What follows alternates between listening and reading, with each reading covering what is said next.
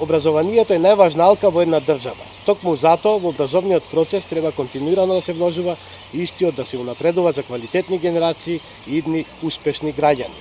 Но се чини за политиките на СДС ова воопшто не е важно. Последните срамни одлуки на СДС и нивниот коалиционен партнер ДУИ директно ги погодува токму нашите средношколци, на нашите ученици, наместо да им се овозможува солидни услови за образование, тие им ги одземаат просториите за учење. Пред не толку далечно време, токму СДС и тогашниот премиер Заев ветуваше нови простории за тетовските гимназијалци од македонска настава, а сега со скандалозна одлука и без никакви претходни консултации им одзема еден објект од старото медицинско училиште на само неколку дена пред почетокот на учебната година. Ова е срамно и понижувачки.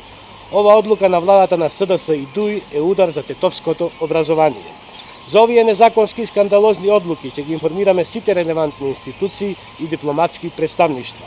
Јавно ја повикувам оваа ненародна влада да престане со нанесување штети од кој овој пат страдаат нашите ученици. Образованието не смее да се користи за задоволување на нечии страсти и лични интереси. Тоа нема да го дозволиме. Пред само неколку дена имавме локални избори. Ја користам оваа прилика да ги прашам кандидатите за советници на СДСМ. Со кој образ одеа кај тетовчани и бараа гласови, а притоа знаеа за ваквата одлука на нивната влада, донесена на неколку дена пред изборите. Дали не е ова срамно и лицемерно од нивна страна?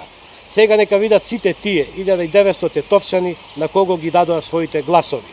Исто така, сакам да истакнам дека, доколку владата не ја повлече оваа скандалозна одлука, ќе излеземе на протести заедно со наставниците, учениците и нивните родители, а ќе ги повикаме и сите граѓани на Тетово.